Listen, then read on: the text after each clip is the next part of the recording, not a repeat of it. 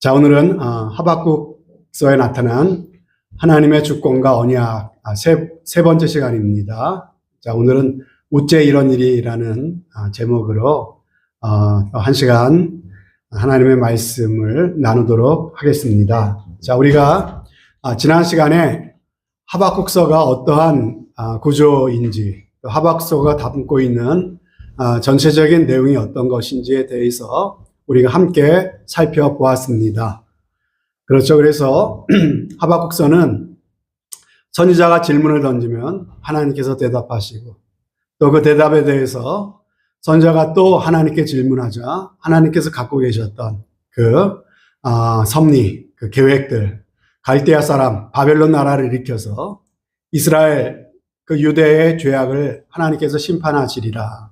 그리고 그 후에 하나님께서 심판의 도구로 사용하셨던 그 갈대아인 바벨론 나라도 하나님께서 이렇게 심판할 것이다 라고 하는 하나님의 큰 계획들을 하박국에게 알려주셨습니다.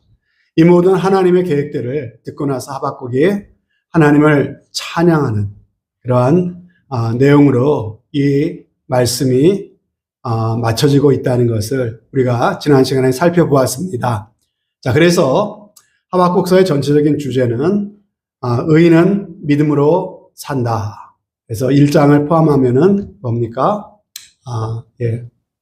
이해할 수 없을지라도 믿음으로 살아라. 2장으로 연결하면은 하나님이 심판하시기 때문에 믿음으로 살아라. 그리고 3장의 내용으로 연결시킨다면은 비록 무화과 나무가 무성치 못하며 뭐도 없고 뭐도 없을지라도 믿음으로 살아라. 하나님을 찬양하며 믿음으로 살아라. 라는 그러한 주제의 구조로 되어 있다라는 말씀을 드렸습니다. 자, 그리고 지난 시간의 마지막 부분에 이어서 계속해서 말씀을 나누도록 하겠습니다. 자, 보면은 어떻게 시작해서 어떻게 끝난다고 했죠? 처음의 시작은 어떻게 시작합니까? 불평과 의심과 탄식으로 시작하죠. 어찌하여 라고 하는 하나님 앞에 이렇게 자신의 의심과 불평과 탄식을 쏟아놓는 그런 내용으로 선지자가 하나님께 나아가고 있습니다. 근데 2장에 걸쳐가지고 하나님의 그 계획과 하나님의 심판 계획에 대해서 다 듣고 난 다음에 하박국은 어떤 모습으로 바뀝니까? 감사와 확신과 찬양의 모습으로 바뀌는 것을 우리가 보았습니다. 여러분, 그렇다면은 1장에서 어찌하여라고 그렇게 하나님 앞에 부르짖을 수밖에 없는, 의심하고 불평하며 탄식할 수밖에 없었던 당시의 이스라엘의 상황은 무엇이었습니까? 바로 자기 민족, 유다 민족의 타락상이었죠. 그리고 세상 사람들의 불의함이었습니다. 하나님께서 이 모든 것들을 왜 그냥 내버려 두시는 겁니까? 왜 수수방관하시는 겁니까? 하나님께서 살아계시다고 하는 증거를 좀 보고 싶습니다. 하나님이 살아계심을 볼 수 없는 시대적인 악한 모습들 속에서 이 선지자는 이런 외침으로 하나님께 나아가고 있습니다. 그런데 3장으로 넘어가서는 그것이 어떻게 바뀌었다고요? 여러분, 이렇게 하박국 선지자가 하나님께 어찌하여라고 할 수밖에 없었던 그런 모든 상황들이 바뀐 게 있습니까? 하나도 바뀐 게 없습니다. 유대의 타락상은 그대로고요. 시대적인 불의와 악행도 여전히 달라지지 않고 있었습니다. 모든 게 그대로입니다. 그런데 선지자는 전혀 다른 사람이 된 것처럼 바뀌었습니다.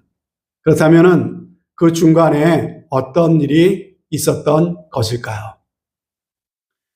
여러분, 무엇이 선지자의 의심을 확신으로 바꿔놓았을까요? 무엇이 그로 하여금 불평을 감사로 바꿔놓았을까요? 무엇이 그로 하여금 탄식을 찬양으로 바꾸어 놓은 것입니까? 뭡니까? 한번 말씀을 해보세요. 대답을 해보세요. 뭐죠? 중간에 어떤 일이 있었습니까? 크게 말씀하세요. 자, 하박국의 기도와 하나님의 응답이 있었다. 믿음이 있었다. 뭐 이렇게 말씀하시는 것 같은데, 여러분 맞죠? 그런데 여러분 다 맞는 말씀이지만 중요한 것은 뭡니까? 하박국 자신 속에 있는 그러한 의심, 회의, 의문, 이것을 그는 마음에 쌓아두지 않고 어떻게 했다는 것입니까? 하나님께 나가서 그것을 풀어놓았다는 것이죠. 하나님께 솔직하게 그 자신의 마음속에 있는 의문들을 하나님께 쏟아 놓았다고 하는 것입니다. 그리고 너무나도 감사하게도 그러한 하박국의 질문에 대해서 하나님께서 말씀해 주셨습니다. 그 말씀의 요지는 뭡니까? 하나님께서 그냥 수수방관만 하고 계신 게 아니라는 것이었어요. 하나님은 지금 어떤 일을 이루고 그 계획들을 하나하나 이루어 가시고 계시다고 하는 말씀이었습니다. 하나님은 이 불의한 일을 보고 계시고 하나님이 알고 계시다는 내용이었어요. 그리고 이 불의 때문에, 이 악함 때문에 하나님께서 그들을 심판하실 것이라고 하는 말씀이었어요. 바벨론 나라를 내가 준비하고 있다. 그래서 너희의 불의와 악을 심판할 것이다. 그리고 말씀하시죠. 이 일들은 반드시 이루어질 것이다. 그러므로 너는 믿음으로 살아라. 믿음으로 인내하며 때를 기다리라. 비록 더딜지라도 기다리라. 정령 응하리라. 라고 하면서 그 바벨론 나라의 심판 계획까지도 하나님께서 다 말씀해 주셨어요. 자, 이 응답을 듣고 나서 변한 건 뭐가 변했습니까? 하박국 선지자의 마음, 선지자의 태도가 바뀌었습니다. 현실만 바라보던, 눈에 보이는 상황만 바라보던 이 하박국이 눈을 떠서 누구를 보기 시작한 겁니까? 하나님을 보기 시작한 것이죠. 그리고 그 하나님을 보면서 알게 된 사실이 뭡니까? 이 불의한 현실 속에서도 하나님은 여전히 살아계시는구나. 하나님의 손길이 멈춰버린 것이 아니었구나. 하나님은 지금도 하늘 보좌에 앉으셔서 이 모든 것들을 보고 계시고 모든 상황들을 알고 계시고 모든 것들을 하나님의 뜻 가운데 지금 통치하시고 다스리고 계시는구나. 그 하나님의 계획과 섭리가 지금도 정확하게 이루어져 가고 있구나라고 하는 것을 알게 되었습니다. 그러자 선지자의 마음속에 있는 의심, 그것은 변하여 확신이 되었습니다. 불평이 변하여 감사가 되었습니다. 탄식이 변하여 찬송이 되었던 것입니다. 여러분, 변한 건 뭐예요? 하박국 선지자의 관점이 바뀐 거예요. 하박국 선지자의 마음의 태도가 바뀐 겁니다. 다른 건 바뀐 거 하나도 없습니다. 자, 그러므로 우리가 살면서 던져야 될 정말 중요한 질문은 뭘까요? 내게 어떤 일이 벌어지는가라고 하는 게 사실은 인생의 본질이 아닙니다. 내게 어떠한 일이 닥치느냐, 무슨 문제가 있느냐라고 하는 것보다 더 중요한 게 있다는 것입니다. 그것은 내가 만나는, 내 눈에 들어오고 내 귀에 들려지는 이 현실을 어떻게 바라볼 것인가, 이것에 대해서 내가 어떻게 반응할 것인가라고 하는 것이 사실은 더욱더 중요한 인생의 질문이다라고 하는 것입니다. 여러분, 내게 닥치는 삶의 정황들, 내 눈에 들어오고 귀에 들려오는 상황들은 내가 바꿀 수 없습니다. 여러분, 내가 이 모습을 갖고 이 모양으로 태어난 것도 바뀌어지지 않습니다. 내 가정의 환경도 바뀌어지지 않고 내 자녀, 내 남편도 바꿀 수 없습니다. 내가 왜 이런 길을 선택했는지, 내가 왜 이런 삶을 선택해서 이 고생을 하고 있는지, 여러분, 안타깝게도 이 모든 것들은 쉽게 바뀌어지지 않습니다. 내게 왜 이런 위기, 이런 고난과 역경이 찾아왔는지, 여러분, 되돌리고 싶어도 되돌릴 수 없고 회피하고 싶어도 회피할 수 없는 것이 대부분입니다. 현실을 우리가 아무리 부인한다고 해도 현실은 없어지지 않습니다. 여전히 그대로입니다. 그런데 너무나도 다행스럽게 한 가지만큼은 바꿀 수 있습니다. 현실은 바뀌어지지 않지만, 내가 겪고 있는 문제도 바뀌지 않지만 바라보는 우리의 관점, 우리의 마음가짐만큼은 변할 수 있고 바뀔 수 있다는 것입니다.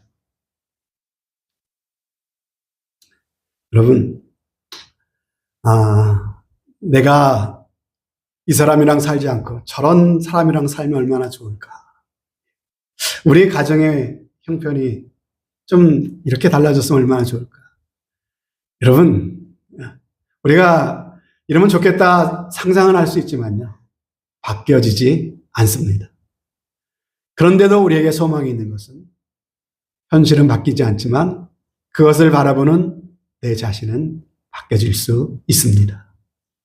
아니, 지금 당장이라도 바뀌어질 수 있습니다. 하박국서 1장에서 3장이 짧은 시간 안에 완전히 모든 것들이 180도로 바뀐 것처럼 우리에게도 이러한 일은 얼마든지 일어날 수 있습니다. 저는 함께 이 하박국서를 공부해 가면서 이런 놀라운 변화가 우리 가운데 일어날 수 있었으면 정말 좋겠습니다. 하박국을 변화시켜 주셨던 하나님, 이 말씀을 왜 여기에 기록해 놓으시고 우리로 이 말씀을 배우게 하시고 이 말씀을 듣게 하신 이유가 뭘까요?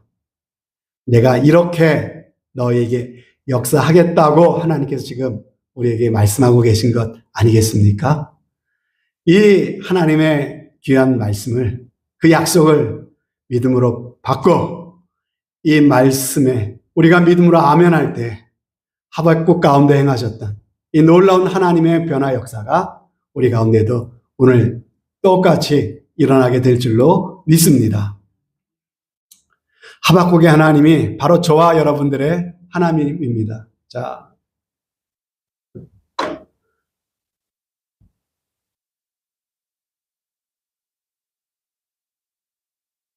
뭐가 연결이 지금 잘 안 된 것 같아요. 저와 여러분들의 하나님이죠. 자,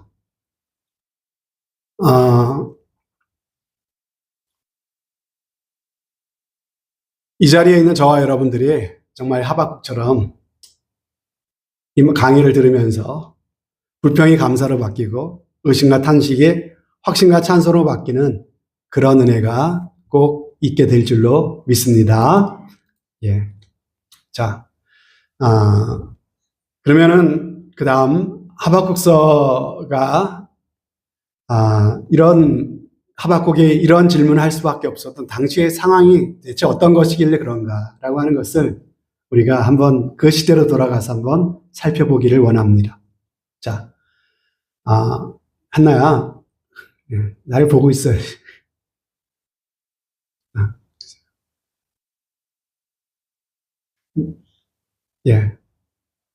자, 보겠습니다. 북왕국, 자, 이스라엘이 북쪽과 남쪽으로 이렇게 나눠졌었죠. 그렇죠? 솔로몬 왕이 죽은 다음에 둘로 나눠졌는데, 북이스라엘은 언제 멸망했습니까? 대답을 하세요. 여러분 보이시잖아요? BC 722년도에 아수르에게 망했습니다. 아수르라는 나라한테 멸망을 했어요. 자, 근데 하박국 선지자가 예언하고 활동했던 시기는 BC 621년부터 609년입니다. 자, 그러면은 북이스라엘이 망한 후에 몇 년 후에 하박국 선지자가 활동한 겁니까? 거의 한 100년 정도가 지난 다음에 북이스라엘이 남쪽 유다보다 훨씬 더 우상을 숭배하고 더 타락했습니다. 그래서 아수르를 통해서 북이스라엘을 먼저 망하게 하셨어요. 심판하셨어요, 하나님. 그거를 보고 남유다가 좀 정신을 차려야 되는데 정신을 못 차리고 북이스라엘이 멸망의 길로 간 그 길을 똑같이 따라가는 겁니다. 그 기간이 몇 년 지났습니까? 100년이 지났어요. 그래서 바야흐로 남유다까지 하나님의 심판의 때가 이루고 있는 것이에요.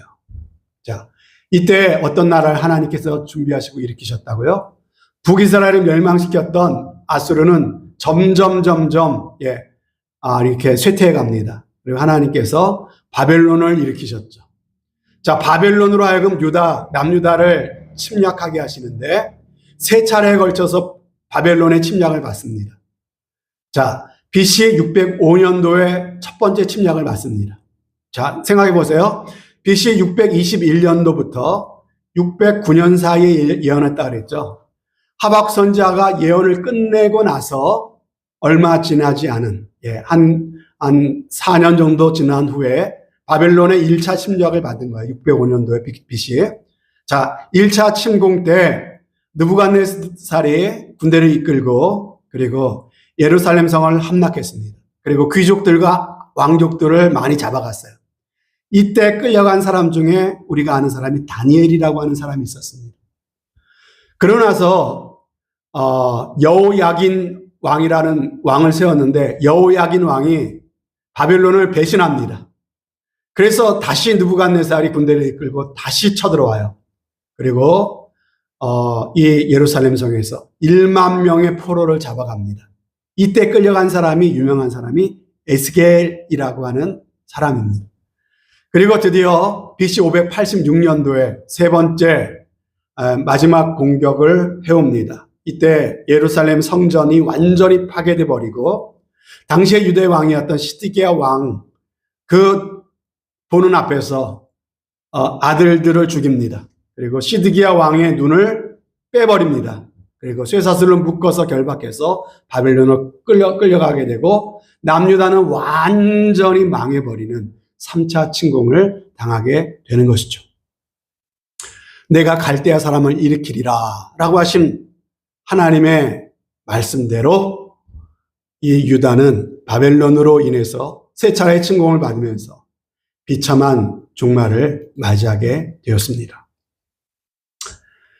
그리고 바벨론이 지나치게 행하여 득죄하리라.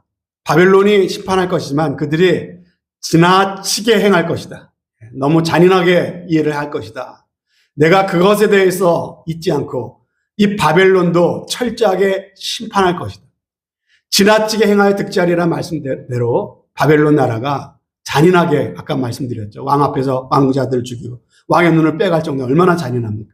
그죠? 이 나라를 철저하게 파괴시켰다고 하는 것이죠. 그렇다면 이런 심판을 받을 수밖에 없었던 남유다의 그 당시의 타락상은 무엇입니까? 그 당시에. 자, 이것은 열왕기하 23장에 나옵니다. 열왕기하란 말이 빠졌네요. 열왕기하 23장에 이 당시, 하박국 선지자가 예언했던 이 당시의 그 시대상을 볼 수 있는 것이 열왕기하 23장입니다.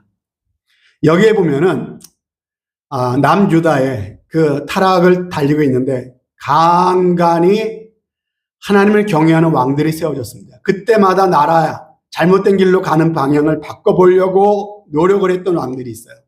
그 중에 요시야 왕이라는 사람이 개혁을 했던 사건이 열왕기하 23장에 나옵니다.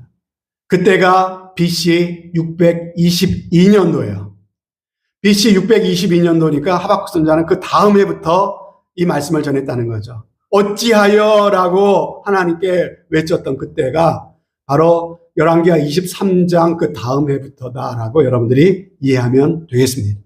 그러니까 이 당시에 요시야 왕의 개혁이 있은 다음 해부터 약 12년 동안 하박국 선지자가 예언을 한 건데 당시에 유대가 얼마나 타락했는지 요시야가 뭘 개혁했는지를 보면 우리가 알 수가 있어요. 자, 거기 보면은 어떤 개혁을 하게 되냐면은 첫 번째로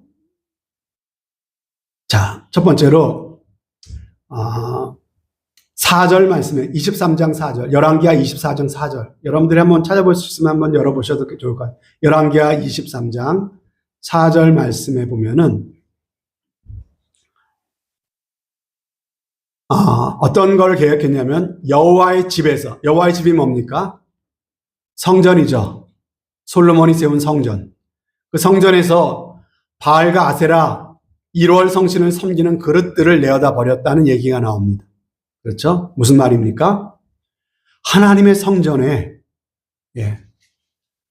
바알, 아세라, 1월 성신 같은 온갖 우상들을 섬기던 도구들이 버젓이 하나님의 성전에 있었다는 얘기 아닙니까? 여러분, 있을 수 없는 일이죠. 그리고 또 5절 말씀에 보면은 유다 모든 고을에 산당을 짓고 분향하던 그 우상을 섬기도록 하는 제사장을 두었다는 사실을 알 수가 있습니다. 유다 모든 고을 방방 곳곳에 우상을 섬기는 산당을 짓고 우상을 섬기는 제사장을 두었다는 거예요. 하나님의 백성 유대에 지금 이런 일이 일어난 겁니다. 그리고 7절 말씀해 보면은요, 여호와의 전 성전 안에 뭐가 있습니까? 충격적이죠. 미동의 집이 있었대요. 미동의 집. 여러분, 여기서 미동이 누굽니까? 미동이 누구냐면은요, 바알과 아세라를 섬기던 의식을 수행하던 남자 창기들을 일컫는 말이 미동입니다. 미동. 그럼 바알과 아세라를 섬기는 종교적인 의식은 굉장히 음란한 행위를 수반합니다. 자, 가나안 종교는 당시에 바알신은 남자신이에요. 아세라신, 여자신입니다. 이게 가나안 종교의 가장 중요한 두 신이에요. 남신과 여신, 바알과 아세라가 서로 관계를 해야 땅의 열매가 풍성하게 맺혀진다고 하는 그런 교리를 갖고 있는 것이 당시 가나안 종교였습니다. 그래서 어떻게든 바알과 아세라가 성적인 관계를 맺도록 해야 돼요. 그래서 그 성적인 그러한 어떤 그 신들에게 자극을 주고 관계를 갖도록 하는 의식이 바로 바알과 아세라를 섬기는 종교 의식이었다라고 하는 것입니다. 이 의식을 관장하는 수많은 창기들이 이 제사 의식에는 등장한다라고 하는 것입니다. 그것을 관장하는 특별한 남자 창기들을 미동이라고 얘기해요. 미동. 그런데 그 미동들이 사는 기숙사가 있어야 될 거 아닙니까? 그렇죠? 제사 의식 때마다 동원돼 갖고 음란한 행위들을 하는데 그런 일을 주관하는 미동들이 합숙하고 사는 기숙사가 어디에 있었다고요? 그 집이 어디에 마련됐다고요? 하나님의 성전에 미동들이 사는 거처가 있었다라고 얘기합니다. 충격적인 이야기가 아닐 수 없어요. 자, 그리고 10절 말씀으로 넘어가 보면은 10절 말씀에 보면은 뭡니까? 거기 보면은 흰놈의 아들 골짜기에서 자녀들을 불살라 몰렉에게 제사를 드렸습니다. 몰렉을 하나님이 아닌 우상 몰렉을 섬기면 얼마나 섬기냐면은 자기 자녀를 제물로 드릴 정도로 지극정성을 다해서 우상을 섬깁니다. 자, 그리고 11절에 보면은 뭐라고 나옵니까? 태양신을 섬겼대요. 이스라엘 백성들이. 12절에 보면은 성전 마당에 하다못해 성전 마당에 뭐가 있습니까? 번제단이 있고 그렇잖아요. 그런데 거기에 하나님을 섬기는 번제단뿐만이 아니라 우상을 섬기는 단도 성전 마당에 세웠대요. 그리고 21절에 보면은 하나님이 지키라고 하신 유월절을 지키지 않았대요. 그리고 24절에 보면은 유다 온 땅에 신접한 자와 박수무당이 있었다고 하는 내용들을 우리가 볼 수가 있습니다.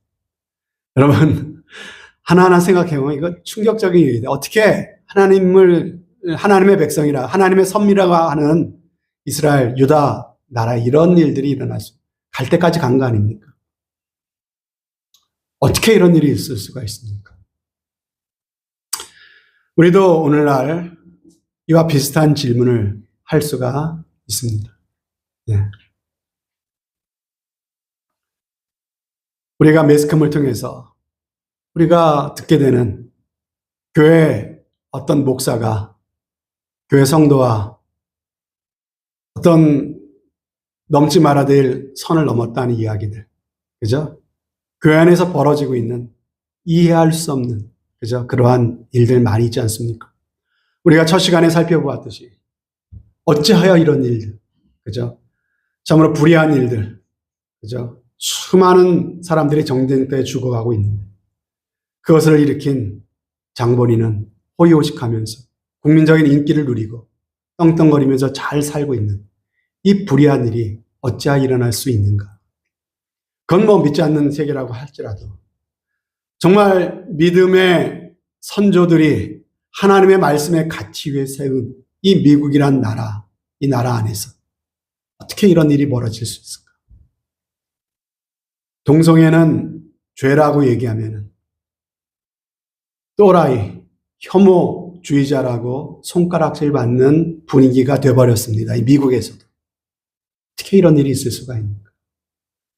캘리포니아에서는 심지어 자녀들이 성전환 수술을 받는다는 사실을 부모에게 알리지 않아도 학교에서 이 학생들을 도와가지고 부모 몰래 성전환 수술을 합법적으로 국가의 세금을 동원해서 우리가 내는 세금으로 우리 자녀들을 부모 모르게 트랜스젠더 수술을 할 수 있는 모든 법적인 장치들이 다 지금 돼 있습니다. 그래서 그런 것들을 막기 위한 그 법안을 이번 11월 달에 대통령 선거에서 그런 법안을 내려고 하는데 70만 명의 50만 명 이상의 그 사인이 필요합니다. 그래서 밖에 준비를 했는데 다음 주에 제가 광고를 하겠습니다. 여러분들 다 좀 사인을 해서 이번에 그런 제도를 부모가 반대할 수 있는 권리를 찾는 그런 사인에 여러분들이 사인을 해 주시기를 바랍니다. 이런 불의한 일에 우리의 세금이 낭비되는 일이 없도록 우리가 함께 힘을 모아 주시기를 부탁을 드리겠습니다. 어쨌든 어떻게 이런 일이 일어날 수 있는가? 여러분, 유다가 어떻게 이렇게 막장까지 갔을까? 여러분 이해가 되세요? 하나님의 백성이라는 사람들 가운데 어떻게 이런 일이 일어날 수 있을까? 이렇게 막장까지 갈 수밖에 없었던 그 이유를 우리는 열왕기하 22장 그 앞장에서 찾아볼 수가 있었어요. 자, 열왕기하 22장에 보면 무슨 내용이 나오냐면요. 요시야 왕이 됩니다. 그러고 나서 첫 번째 한 일이 서기관과 제사장들을 시켜서 하나님의 성전을 수리를 하게 합니다. 하나님의 성전을 잘 돌보지 않았겠죠. 그래서 많이 쇠락하고, 그죠, 낡고, 그래가지고 하나님의 성전을 새롭게 수리하도록 하는 것을 명합니다. 그 과정에서 어떤 일이 일어나냐면요.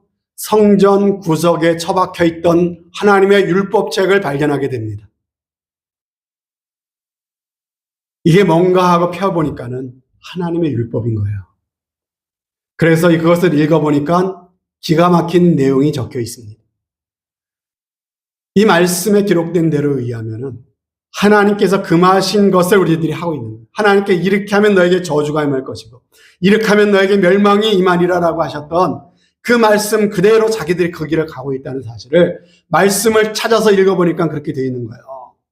이게 뭔가 싶어갖고 이것을 발견한 서기관 들이 요시야 왕 앞에 가서 그것을 보고합니다. 그리고 그 내용들을 알려줍니다. 이 말씀을 요시야도 들었어요. 하나님을 경외하는 신앙에 대해서는 배워왔는데 율법에 대해서 정확히 들은 적이 없어요. 요시야 왕도. 말씀을 정확하게 읽어보니까는 큰일 난 거야. 망하게 되었구나.